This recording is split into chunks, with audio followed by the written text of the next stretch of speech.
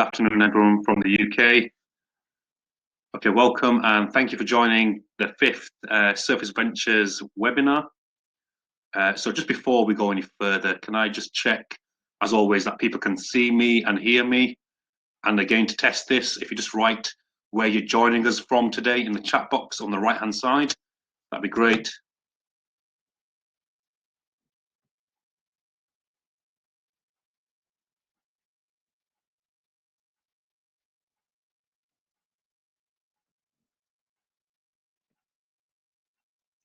Great.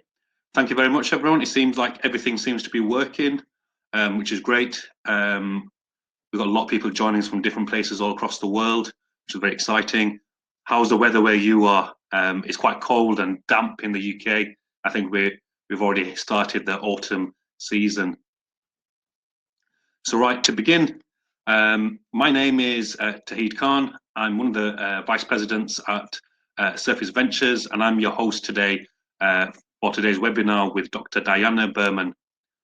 Just to give a bit of an introduction to Diana, Dr. Diana Berman is an assistant professor in material science and engineering department at the University of North Texas.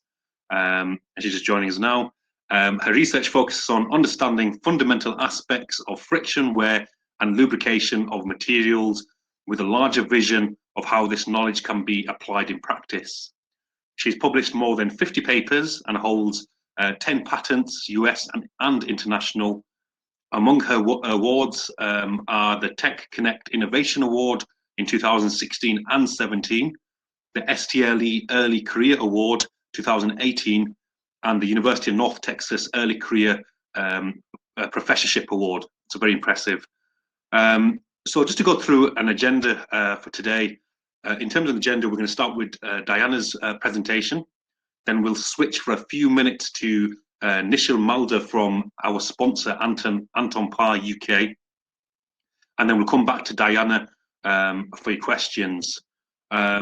Just to make you aware, a few brochures and application papers will be made available from Anton Par.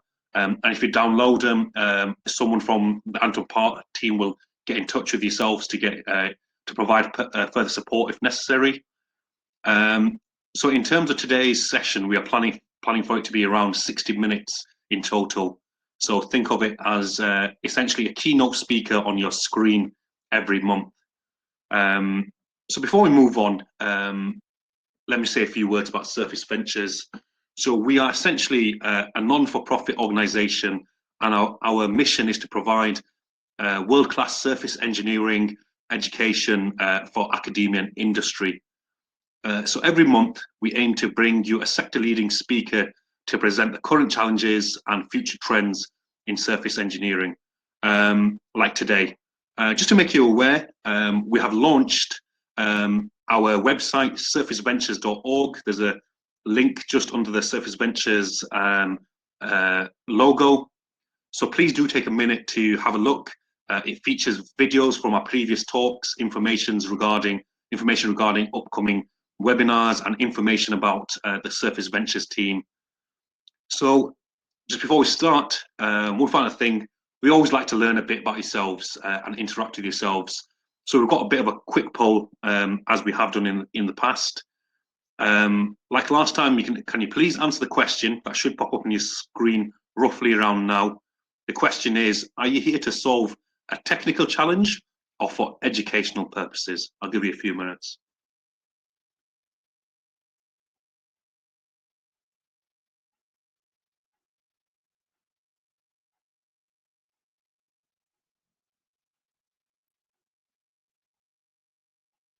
Just waiting for as much of the audience. Right, we've got about 75% of the audience have answered, and it's looking like 75% of the audience is for the educational purpose and 25% is roughly for technical challenge. That's great.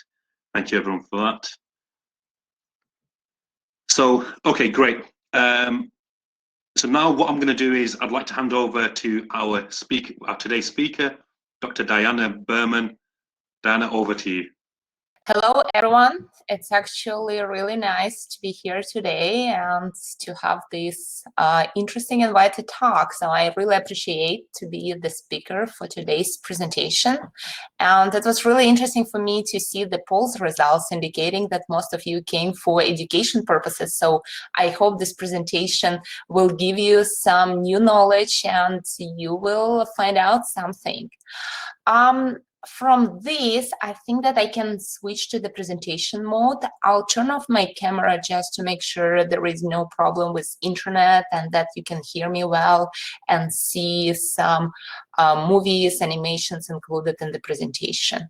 And at the end, I will turn it on again so that we can have some more chat and answer some questions. So let me now start sharing.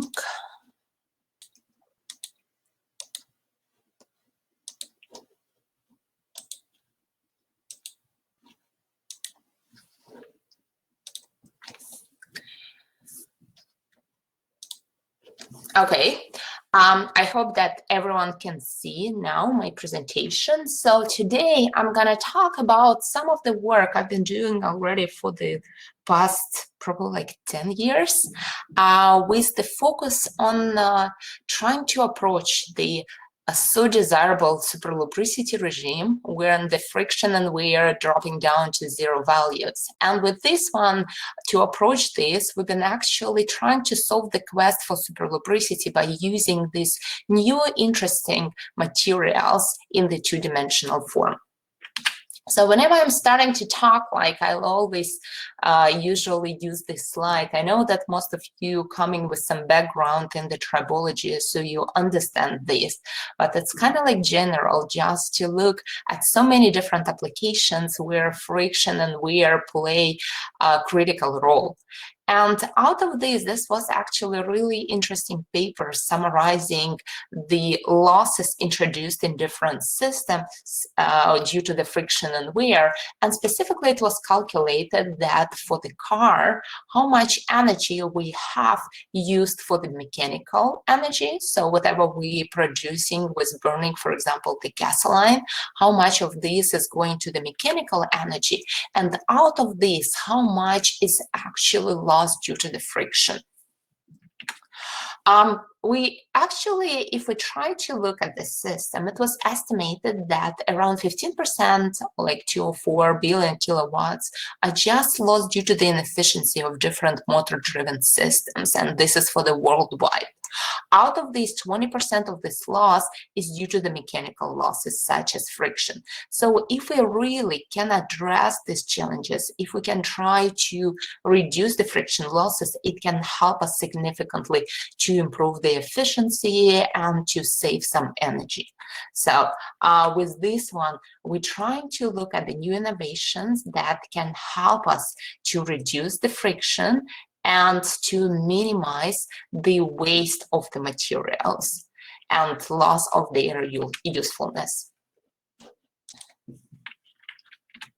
Okay, what is friction? I know that you are all familiar with the friction, but this slide is kind of like summarizing that whenever you have somebody just skiing on the slope, and I hope that this season will start soon, probably not in North Texas where I am now, but like we still can go and get some skiing.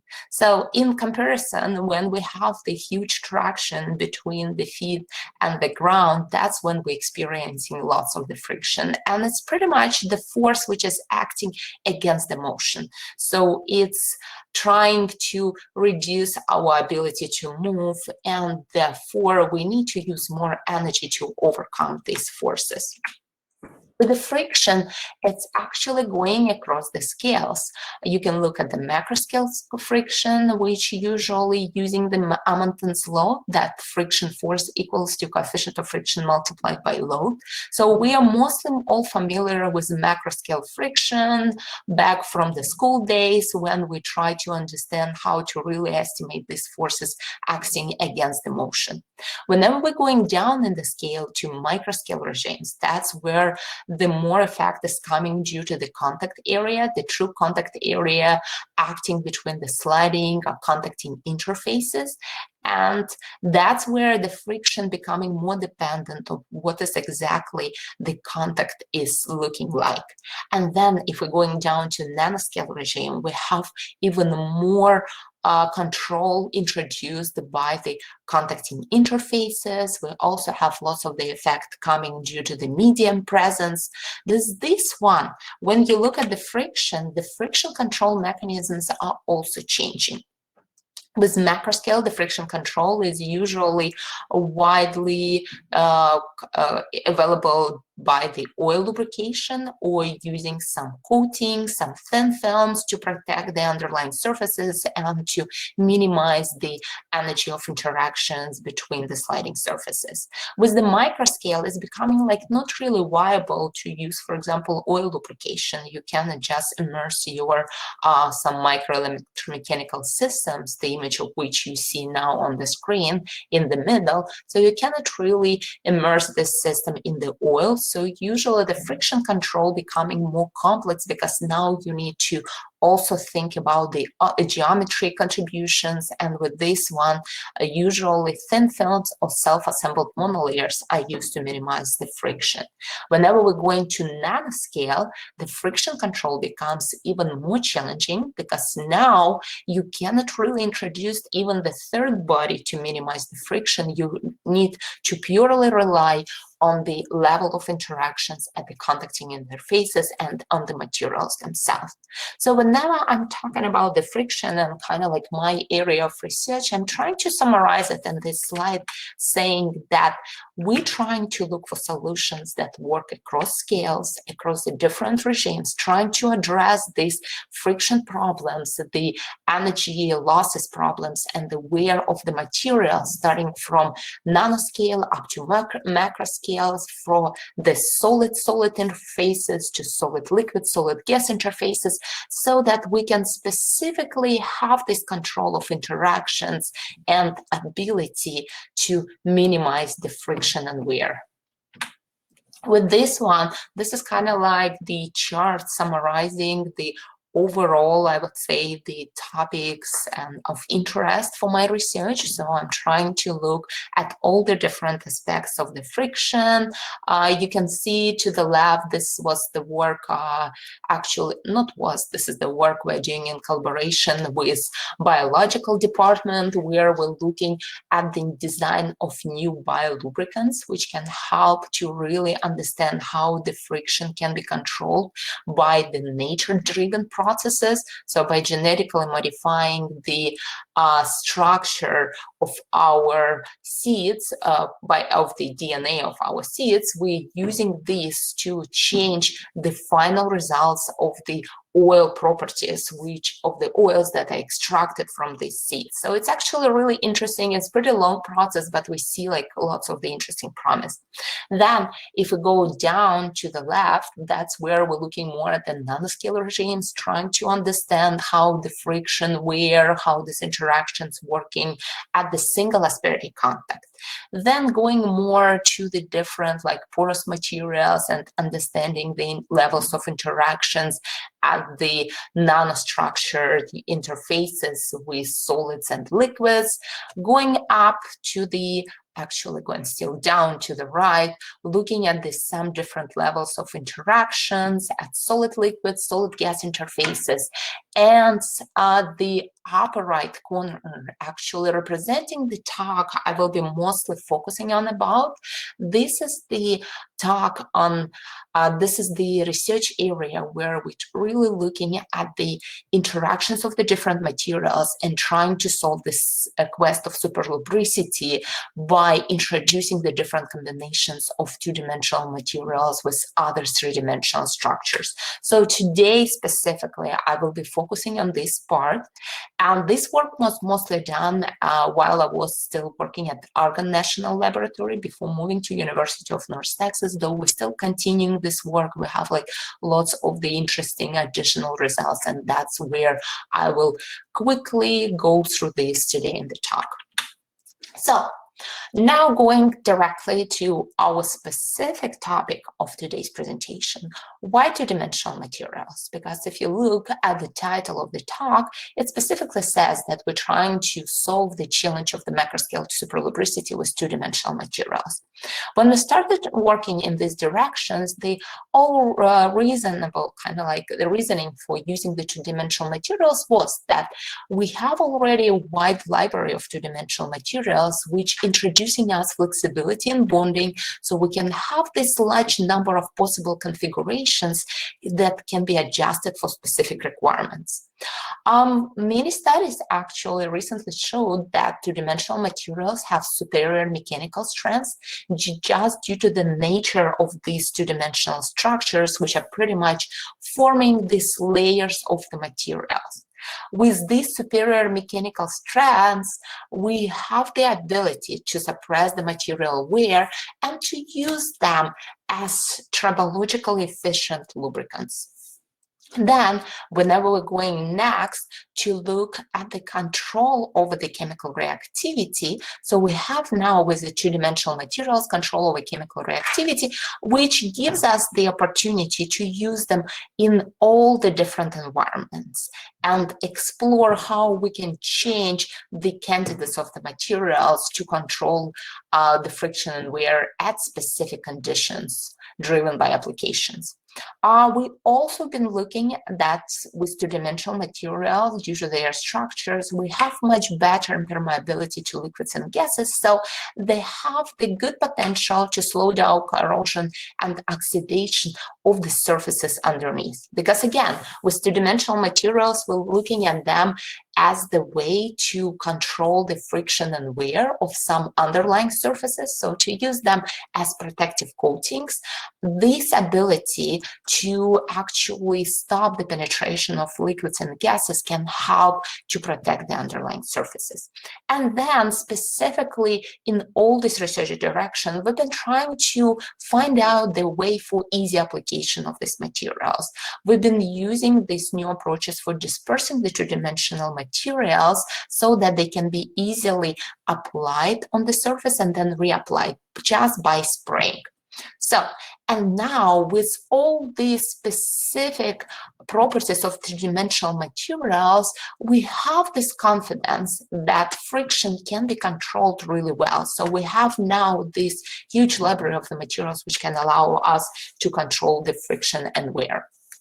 We started our work it was in 2012, actually, when we started our work, with looking first. At that time, it was like the new material. Everyone tried to explore it, to use it in all the different applications. And that's when we tried to actually look if it has any potential for being used for tribological properties. And now I'm talking about the graphene, the layer, one atomic sheet layer of carbon, which forms hexagonal structures. So with the graphene, we try to compare it to conventional lubricants that usually require large amounts, produce hazardous waste, dangerous exhaust, need or like they need vacuum for coatings. We try to look at the graphene lubricants that require small amounts, have already has superior strengths. The graphene is atomically thin, easy to apply, and with our specific approach of using this solution containing graphene to just spray on the surface to protect the underlying surface, we have this ability to scale it to large area of applications. When we try this research, when we start like this research, we've been looking at some other coating material candidates. You all know about the graphite powder, which was existing for decades and used in many of the simple applications.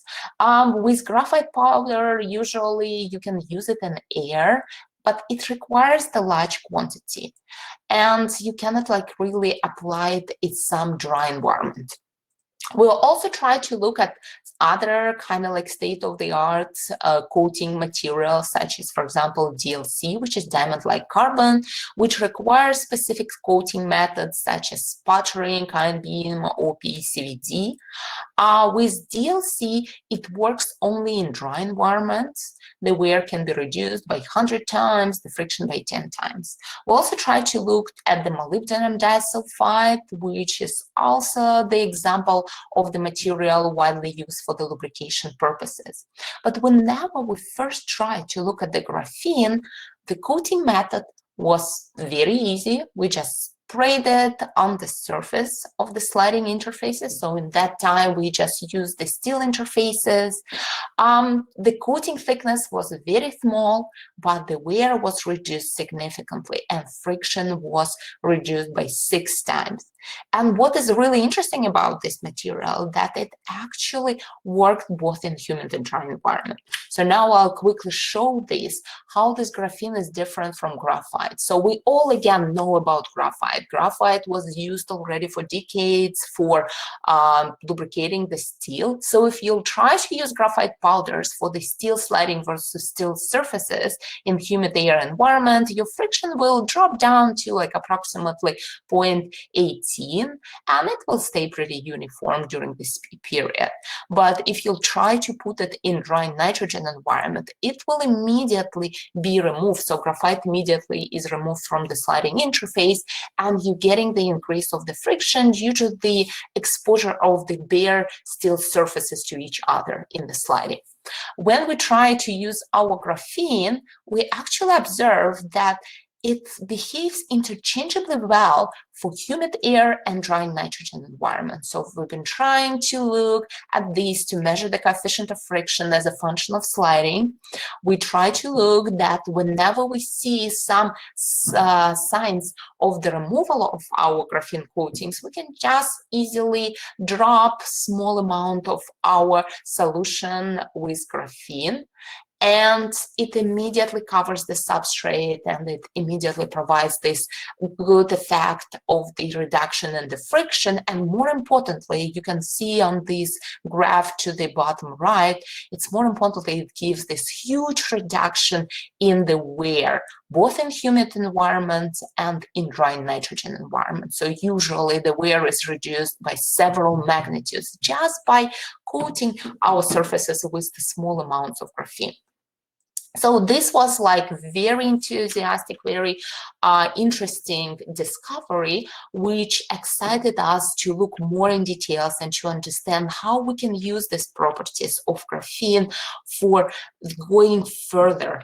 And in this one, we actually try to explore, this will still work like not going yet to superlubricity, but we try to explore all the different uses of graphene. So now you can see more in details how graphene looks like on our surface. So this SEM image to the top right shows you these gray flaky structures on the steel substrate. So these all gray flaky structures are actually the graphene flakes sprayed on the surface. You can see that they are not uniformly covering, they're kind of like sporadic flakes, but anyway, they really significantly improved the tribological properties of two steel surfaces sliding against each other.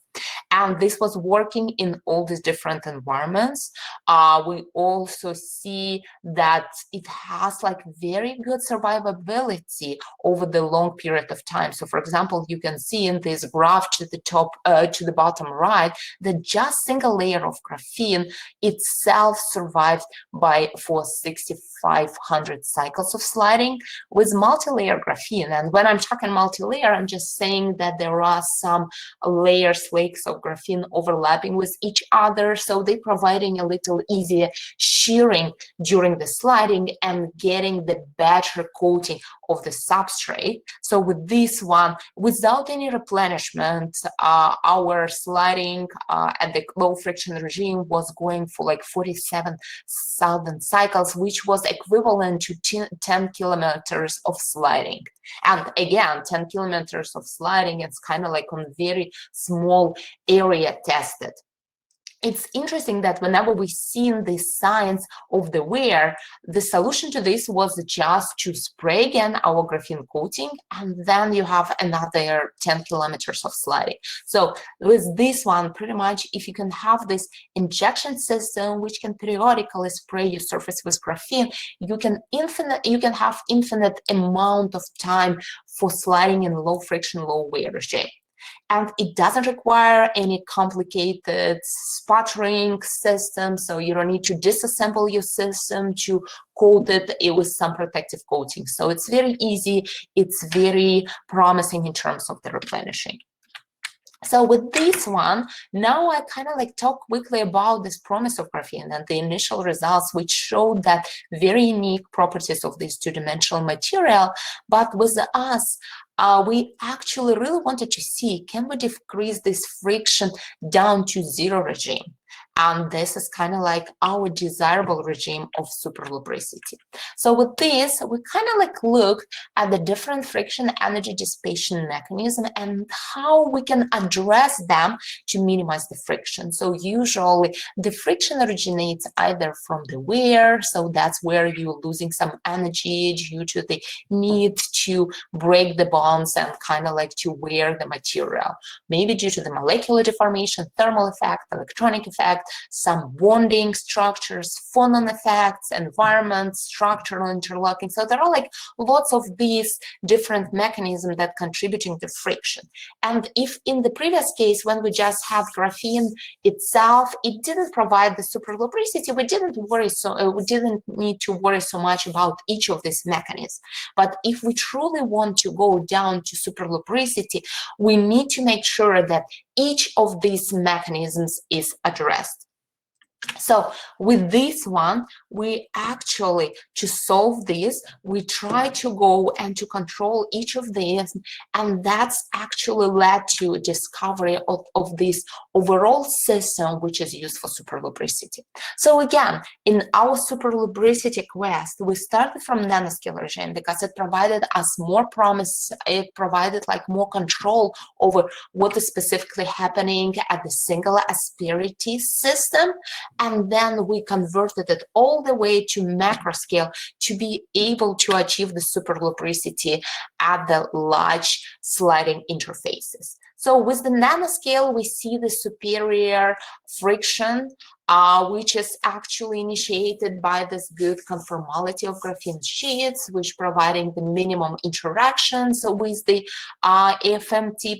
But whenever we went to the macroscale regime, that's where we needed a little more understanding of how exactly we can control this, how we can recombine the materials, and how we can actually use these combinations of the different two-dimensional materials to get this like ultra low friction regime. So I'm actually going now to the superlubricity, to our work where it was demonstrated that we can achieve this macroscale superlubricity regime. And with this one, we started actually with the all carbon ensemble. It's actually a really interesting system because with the carbon, you have such a huge variability in the bonding structure that you can pretty much design any system you want. So for this system, we combine graphene, two-dimensional form of carbon, with nanodiamonds, which kind of like three-dimensional ordered grains of diamond structures, of like diamond lattice of carbon, and then with amorphous carbon, which was presented by diamond-like carbon.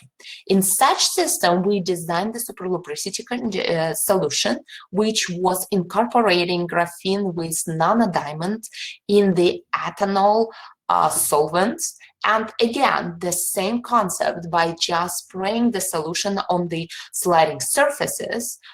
You can see that how the initial surface looked like to the right, and then after just spraying this solution of graphene plus nanodiamond, you can see that again we have some sporadic coverage of the darker graphene flakes on the substrate, and then you have this like bright dots which are presented actually by nanodiamonds in the solution. So we have like pretty good dispersion of these nanodiamonds on the surfaces of graphene.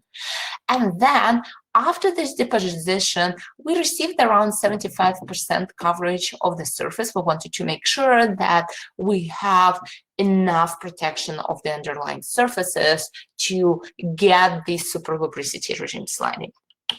So whenever we did this, whenever we looked at this system, we used our solution and checked that when sliding against diamond-like carbon. In this case, diamond-like carbon was actually used to represent amorphous structures so that we can minimize interactions between the different surfaces. What we actually observed that in case of graphene alone, the friction was dropping down to around 0.05. In case of nanodiamonds alone, it was actually going down to probably around 0.08, 0.1. But whenever we have this magic combination of graphene plus nanodiamond in dry nitrogen environment, the friction was dropping down to superlubricity regime to 0.004.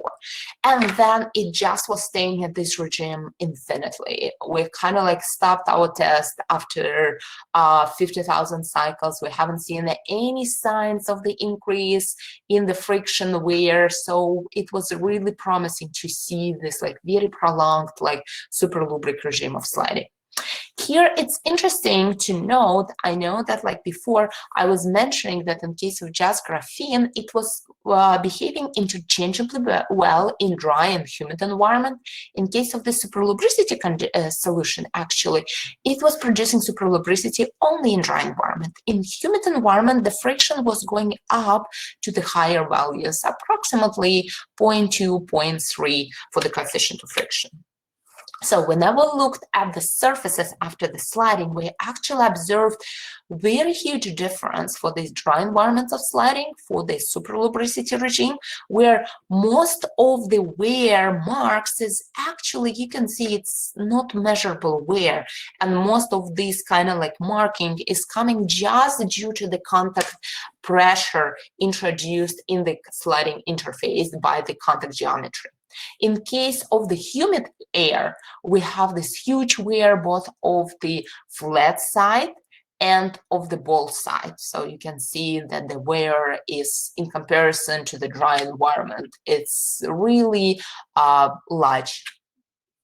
Why we observed this? So our question was to really look in details what was happening, why we see the superlubricity. And whenever we connected the wear debris from the wear track in case of the superlubric sliding, we noticed that lots of our wear debris look actually very similar. They have this diamond lattice surrounded by graphitic structures around, and all of these actually looks like more scrolls of graphene with nanodiamond core, and we see this everywhere. So these combinations of the materials, they're like very common for the wear track.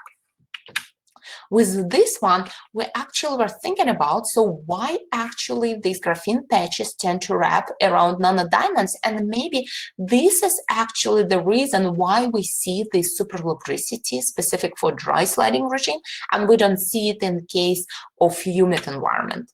So we turned actually to the molecular dynamics simulations to look what is happening in our sliding interface. And you can see this movie specifically showing you what is happening in our system.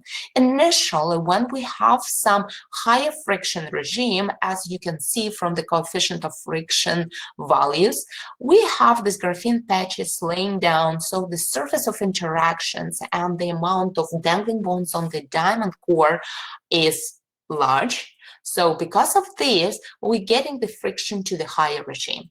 But eventually, you have these unsatisfied dangling bonds on the edges of the graphene flakes, which attach to the diamond core and immediately wrap around. Once this happens, you're minimizing the interactions because graphene itself has minimum interactions now with the surface of diamond-like carbon in this case.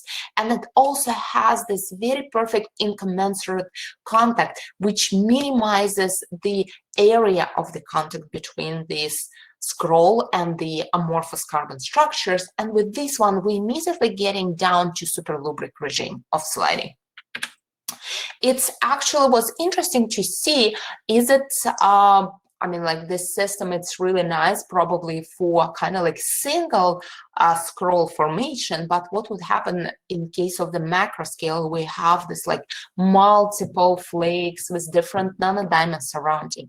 When we ran this simulation at the mesoscale regime, we've seen that this system is becoming very common for the large scale as well. It's interesting actually to see that we don't need all of the scrolls to be formed.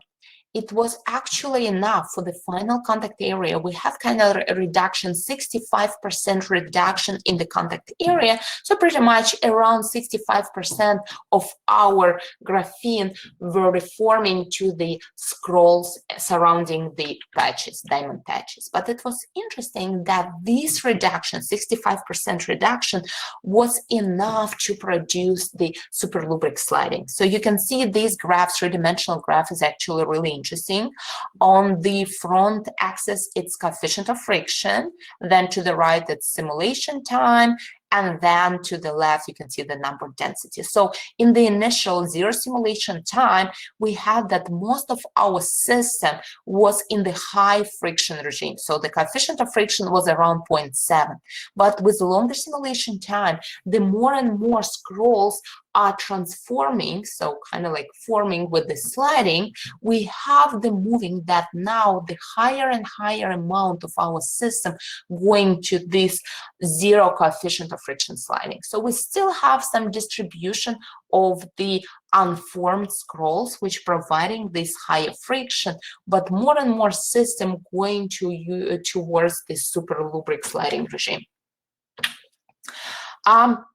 The question was, because this is like a really unique system, but we're trying to actually look at more universal mechanisms which can be used for the number of the different conditions, number of the substrate requirements. So we wanted to check, can we use the similar concept and will it work with other materials? So with this one, we established the basic superlubricity mechanism, and now we want to make it like more universal and to create this lubricant genome which can work with all the different two-dimensional materials, with all the different nanoparticles, with different surface functionalization, with environments, with different counterpart materials, different substrates, and different sliding conditions. So we want to look at the load, sliding velocity, contact pressure, and with this, actually to be able to find the specific solution for all different kind of applications and needs.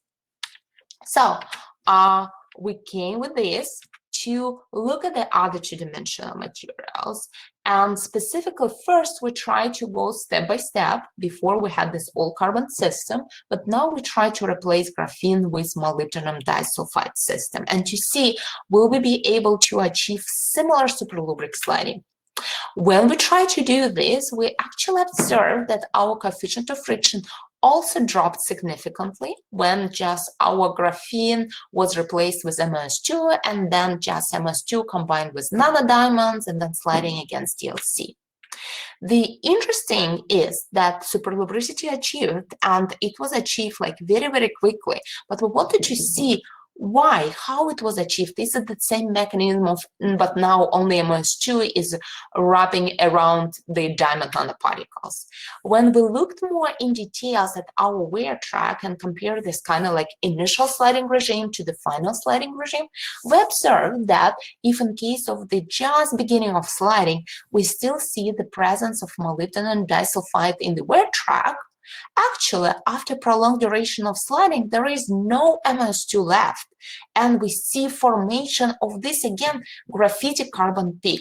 So for us, it was like very surprising. We're kind of like, what happened? Why we don't see this wrapping around of molybdenum disulfide? Why it actually disappears inside our wear track?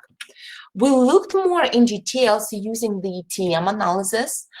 transmission electron microscopy analysis, and we did this analysis of the wear track over the like different periods of sliding, starting at initial sliding when we have just these large flakes of molybdenum disulfides and nanodiamonds next to them. We observed that after 100 cycles, these molybdenum disulfide flakes, they start to rupture and kind of like to wrap slightly around these clusters of diamonds. After 300 cycles, there is like less and less MOS2 left, and they're kind of like more distributed. So now they're surrounding these individual particles, some clusters, and they're kind of like more individual ones. But what is interesting that after 3,000 cycles, we couldn't find any MOS2. And what we observed, and the same, we couldn't find any diamonds inside the wear track. Instead, we observed this like very large onion-like carbon structures, and the size of them was up to 30-50 nanometers in diameter. So they were like pretty large structures of these carbon onions formed inside the wear track. And this was pretty much explaining that's why probably we don't see the molybdenum disulfide peak anymore inside our wear track, because something happened to it. So with this, we came to the simulation to see why it could be happening, why there is no peak left, and what specifically is now in our wear tracks. So we looked at the two different systems. We used our diamond structures with some sulfur and molybdenum, because the idea was that maybe we actually rupturing our molybdenum disulfide under mechanical stress, and it disintegrates into individual sulfur and molybdenum atoms. With this one, what we actually observed, that just presence of small amount of sulfur on surface of diamond, you can see this at the bottom left image, it immediately starts to rupture the diamond lattice. So it's not that we only ruptured MOS2 itself, but release of these individual sulfur atoms actually disturbs the diamond lattice structure and amorphizes out the structure.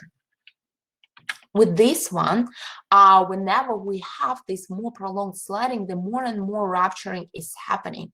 So let me show you this movie that initially we have this actually formation of this amorphized carbon, but then amorphized carbon actually has a tendency to convert this more to the graphitic structures and form this onions of graphene layers surrounding each other and actually forming the structures which we observed in our experimental results. With this one, this structure is becoming like very stable. If before our sulfur was disturbing the structure and making it very amorphous, you can see this at the top graph when diamond structure is disrupted and carbon is amorphized. Whenever we're leaving the system, actually carbon now has the tendency to reform to the graphitic structures and form these onions of graphitic structures.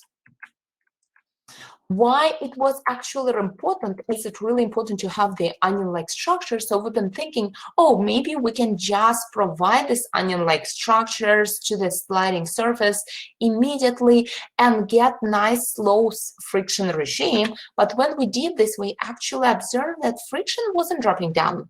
When we just using the small onions, which are created by naturally transforming the diamond nanoparticles into these onions, then the friction is high.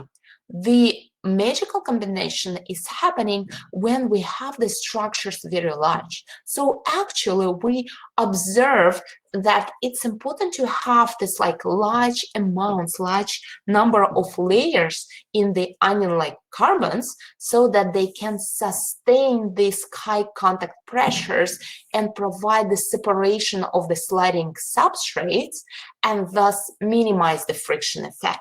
So here, the idea is the same. In case of graphene, we have the graphene surrounding nanodiamonds, and thus separating two sliding surfaces. Now we have onion-like carbons separating two sliding surfaces, and thus minimizing the contact area, and minimizing the interactions between these two surfaces, and thus leading to this friction regime.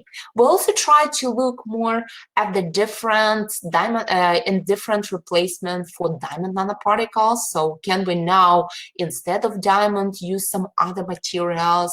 And I will go through these just very quickly, just to mention what it looked like. So we use like this combination of graphene plus, instead of diamond, using iron nanoparticles. With this system, we also observe like very nice reduction to the superlubricity regime. The mechanism was actually very similar. Now we have this like a little more transformation, because for the iron nanoparticles, it is difficult to sustain the high mechanical loads as it was in case of diamond. Instead of this, they actually are working as well as catalyzers for forming these onion-like carbon structures, and then the mechanism of reducing the friction to superlubricity regime becomes very similar to the MOS2 systems. With this one, what we actually observe, so this whole kind of like the system that now our iron nanoparticles, they amorphizing the graphene structures which are surrounding them.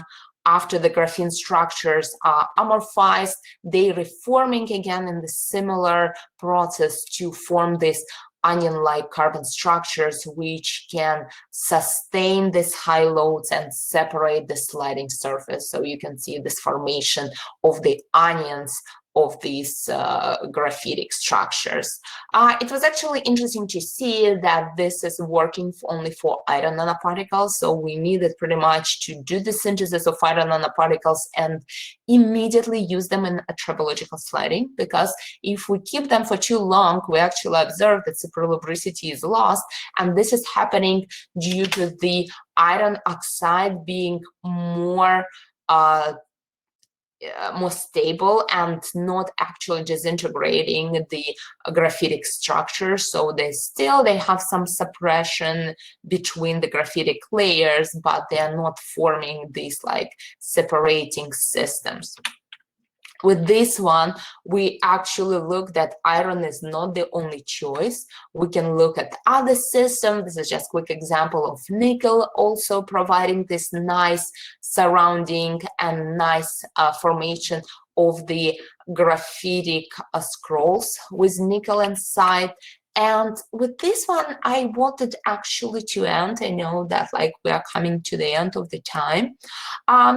We actually looking now at all these different systems. If you think about, it's not really only one magical combination which can lead to this superlubric sliding. We observe that now we have this huge library of the two-dimensional materials with which we can work. So we've been trying to use molybdenum disulfide, boron nitride, tungsten disulfide, and all these different new two-dimensional materials.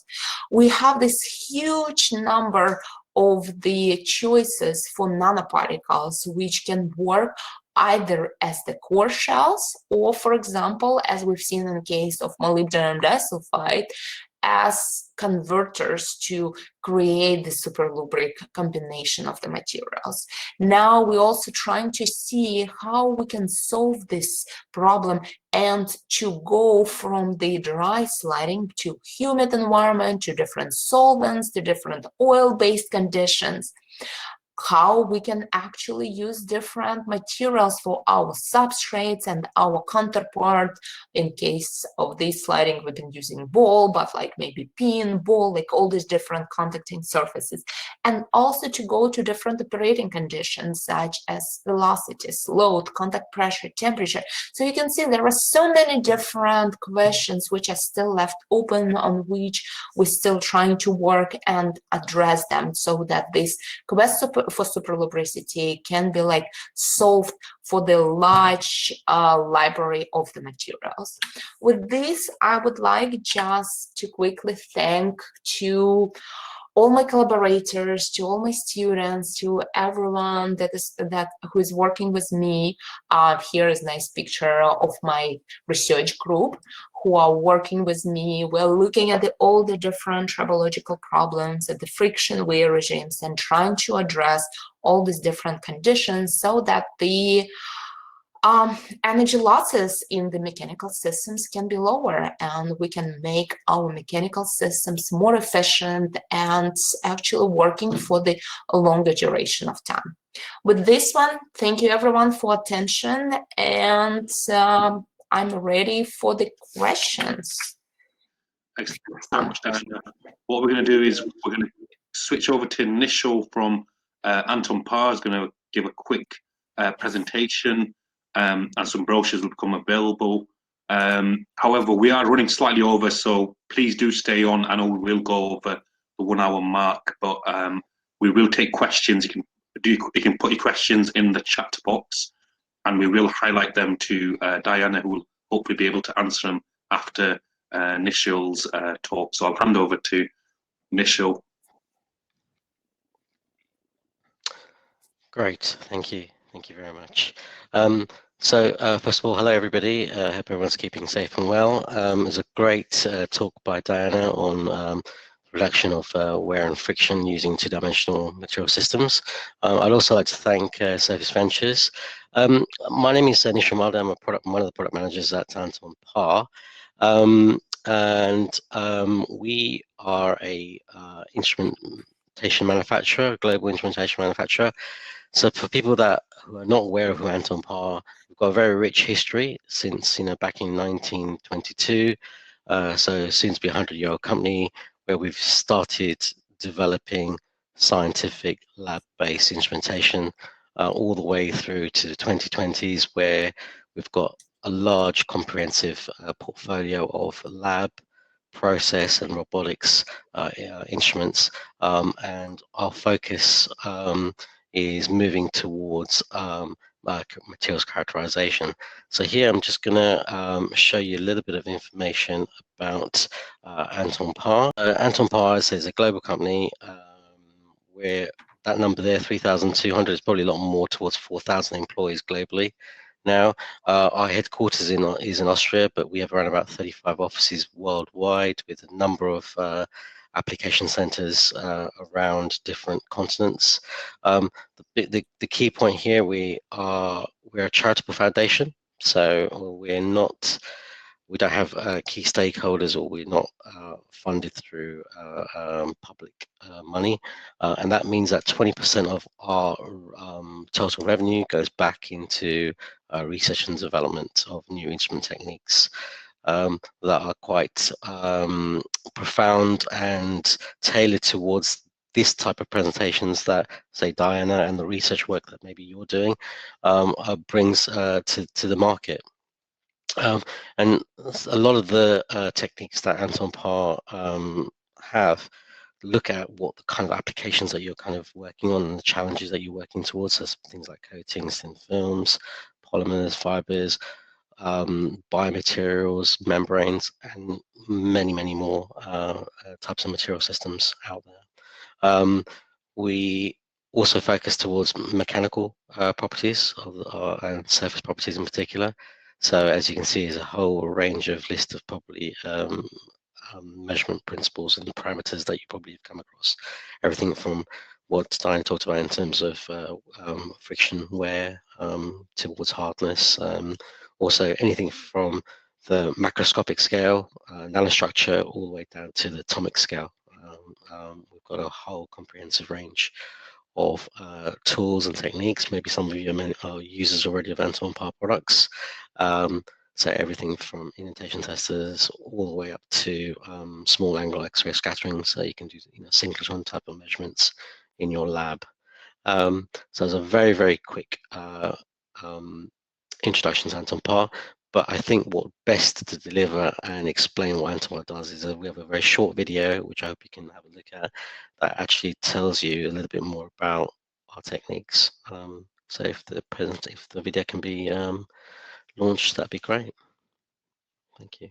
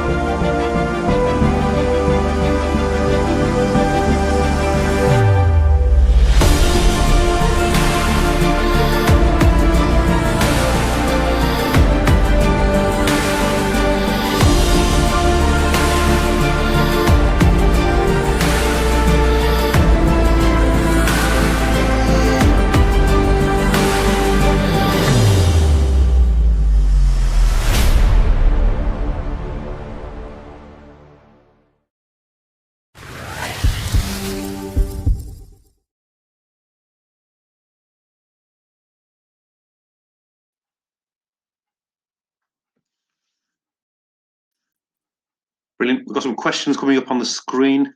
Diana, if you're able to see it. During this. So first of all, let me quickly go through this. There was the question regarding the different regimes, different contact pressures and temperatures we've been using. So with the contact pressures, we observed that superlubricity can survive up to 5 gigahertz. So we've been testing all these different conditions. Again, like I didn't have enough time to go through all these different tests and through all these different demonstrations, but we see successful superlubricity from 0.2 gigahertz up to 5 gigahertz hertz in pressure. In terms of the temperature, this was also the question, good question asked. We've been testing up to 150 degrees C. And for all this from room temperature up to 150 degrees C, we see this nice demonstration of the superlubricity. Whenever we're going to the higher regime, then it's becoming a little more complicated because we need to be careful with our graphene not starting to oxidize due to the presence of some residual oxygen inside our system. Because again, we have macroscale system, we have lots of defects, we have lots of distill contamination present. So we cannot like really control the way as you would expect for nanoscale single asperity sliding. There was also the question about the roughness. This is actually really interesting because in the initial results which I've been showing you, we observed like in case of these 3-5 nanometers nanodiamonds, and then you have the small graphene patches surrounding this. So the overall size of these scrolls is remaining in diameter, maybe like less than like maybe around like 10 nanometers. You can have some of them. It's really important to have, for this case, it's really important to have very low roughness. But there is a solution. We actually try to go to the higher roughness regime, and we've been using just steel surfaces with the higher roughness regime.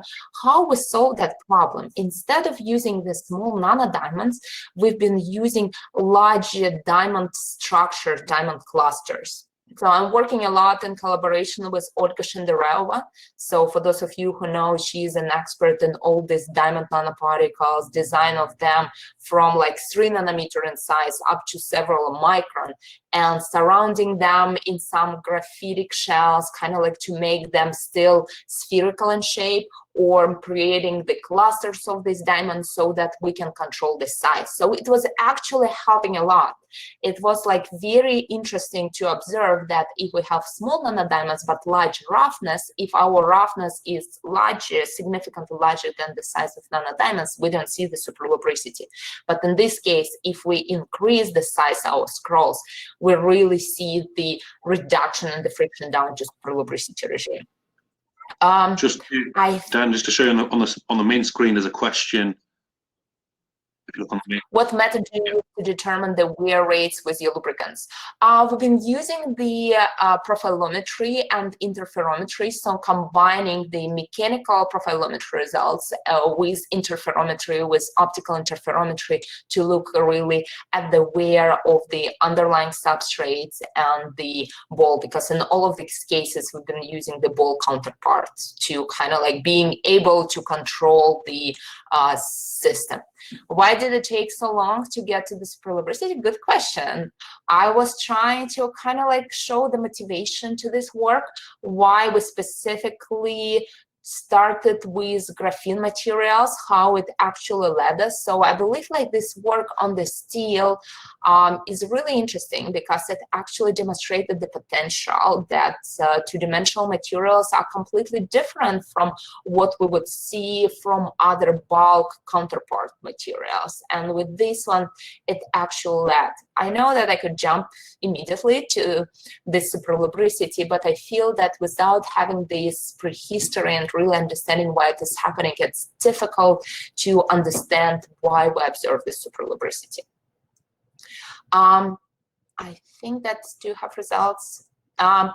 For the subambient conditions, we're working on this. We are actually receiving some. The problem is that we're receiving it for now still for quite short period of time. The solution for this, so what we actually observed, you remember, like I showed you this formation of the scrolls. In case of the water presence from the humidity, water molecules satisfying these dangling bonds and preventing the formation of the scrolls. So we should either have already preformed scrolls, but then the problem with them coming that if you have preformed scrolls during the sliding, interacting with some defects, coming to some defects, it may cause to unscroll our system, and then we're losing the superlubricity regime. And that's what we actually observe that we can have now for a short period of time. We try to solve this by changing the functionalization of our surfaces so that they wouldn't be now hydrophilic and become more hydrophobic. This is helping, but then functionalization as well, because we have now macroscale regime. You know, in case of macroscale regime, we have like very high pressure, we have like very high shear stresses, which tearing our surface. I've seen there was one question actually asking about the comparison, what the size of the graphene flakes. What we observed in the initial configuration, the size of our graphene flakes was around couple micron. During the sliding, we have macroscale sliding. We're tearing off these graphene flakes into smaller flakes.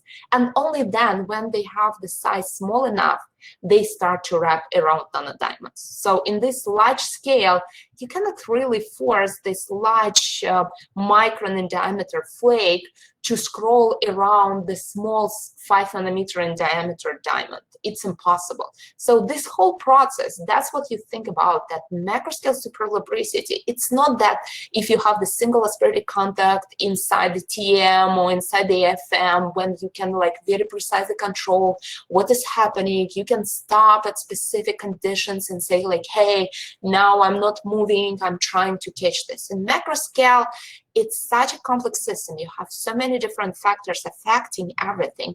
It's very difficult to make sure that the system remains in this condition ideally, because you always have something coming, some random factor which would immediately unscroll your system. So what we actually observed, even in our mesoscale simulations, that this is dynamic process. Our scrolls continue to form.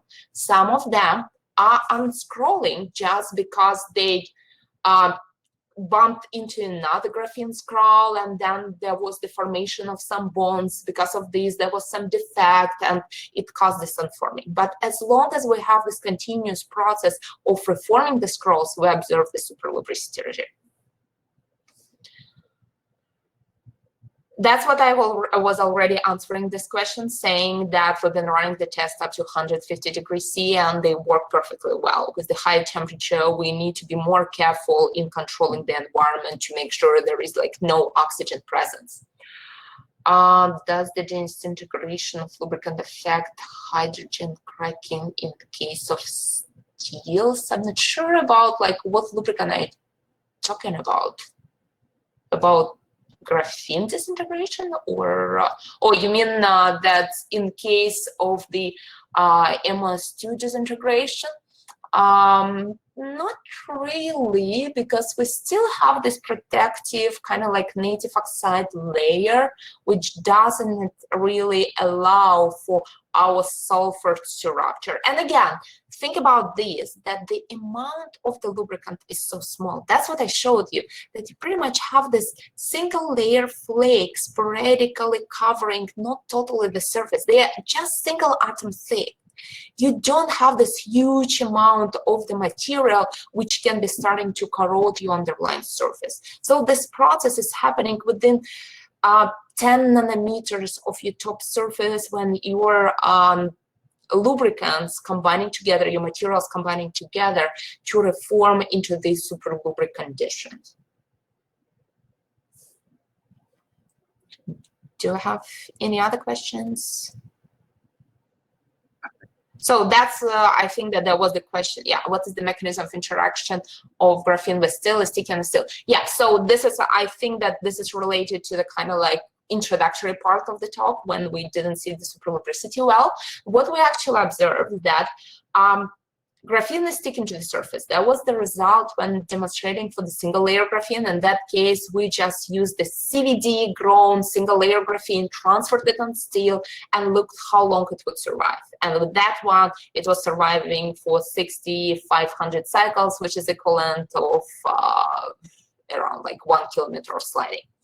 So with that one, we actually see that the major purpose of graphene is pretty much to protect the underlying steel surface from corrosion, from like any effect of the environment, and kind of like to have this easier shearing. Why in case of these graphene flakes we've seen much longer survivability and much better performance? What we actually seen that now you have these flakes of the graphene, mostly due to the van der Waals interactions with the substrate. During the sliding, you're introducing the shearing forces, which actually allowing these flakes to overlap, realign, and what we observed actually that they have the tendency to constantly reform inside the wear track, and kind of like with this flexibility to recover the substrate. So during the sliding, you have much longer sliding regime. So with this one, even if the total amount of graphene is smaller than coverage of the whole surface, just because you have this overlapping with shearing force, they allow to recover the substrate and actually to rearrange in this protecting. And at the end, you're getting the similar effect that it's easy shearing plus protection of the underlying surface.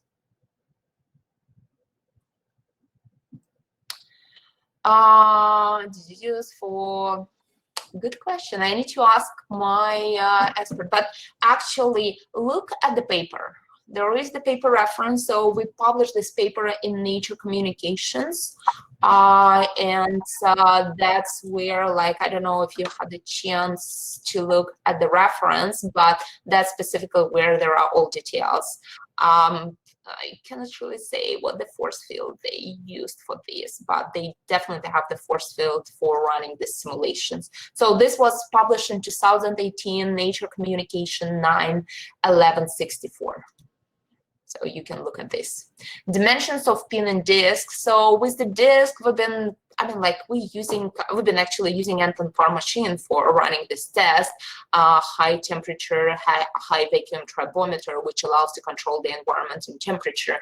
And the dimensions, we've been using the steel or silicon substrates in diameter up to 15 like up to 10 centimeter, I think, like, yeah, up to like probably around 10 centimeter. And for the pins, we've been using just the balls, and the balls in the size is from 6 millimeter up to 10 millimeter in diameter. I think. Do we have any other questions? I think that's the questions for today. So I just want to thank everyone for the questions. I want to take the time to thank Diana for such an engaging talk. Thank you for sharing. It's really appreciated. Really enjoyed that. Just a few closing points. Yes, please contact me. Yeah, if you have this question regarding the force field, contact me. Again, I'm more experimentalist, not the simulation person. This was around in the collaboration with modeling expert from Argonne, but like I will be happy to ask them. Is it possible to get the superlubricity without amorphous carbon-coated ball? Yes. The thing is why we've been using this DLC, because it was providing this perfect surface. We can really control. We have like very nice control of the process. We can make sure that we have like very good roughness, but we've been actually testing other balls. We've been testing some sapphire balls. We've been testing some polymeric balls, and we see, again, very nice achievable of the superlubricity regime. With that one, it just requires a little more adjustment. Then like the problem was like whenever we've been ordering, for example, some sapphire or like polymer balls from outside manufacturer, we couldn't be sure like 1 in 3 balls was working perfectly, and then like 2 others, they had the problems with the roughness. We needed to repolish, so it was a little more complicated due to this. That's why like DLC is kind of like our perfect material, because we're producing them ourselves. And we can like very precisely control this. But yeah, that's what I'm saying in this slide when I was talking about this overall quest for superlubricity and this huge library of the materials. We're trying to look at all the different two-dimensional materials, different nanoparticles, different substrate, different bolts, different environments, different sliding conditions. So there are like so many different things that should be explored, that it's kind of like, though like I'm saying that we started this work in 2012, it was like 8 years, but like within 8 years, it's still like difficult to answer all of these questions, to look at all the different possible combinations of the materials. Great. Shall we wrap it at that point? Yeah, if there are like not more, I don't see, like, I hope, like, let me know if I missed any of the questions by somebody. But yeah, I think that That's I great. pretty much tried Thank to you so answer much, everything. Diana. I really appreciate that. We just want to thank Anton Parr for supporting this webinar. And as a reminder, sorry, pardon me, you will receive a link to this recorded video automatically from Demio, which is our software we're using. So the next webinar, we've got some really exciting news actually. The next webinar will be happening in early December rather than in November, simply due to Thanksgiving in America. And the reason we're taking that into consideration is our next speaker at this point, we're hoping will be an engineer from SpaceX, which is the company owned by Tesla and owned by Elon Musk, obviously. So stay tuned. I think that's going to be quite an exciting talk, which fits in quite nicely with all of the talks that we have provided. So if you want any further information or want a reminder on the talks, please visit our website, surfaceventures.org. And on that note, again, thank you so much, Diana, and thank you for Anton Parr and the rest of the team. So see you soon. Thank you for joining and enjoy the rest of your day. Yeah, it was a pleasure to talk. So thank you everyone for attention and for the great questions. Have a wonderful day.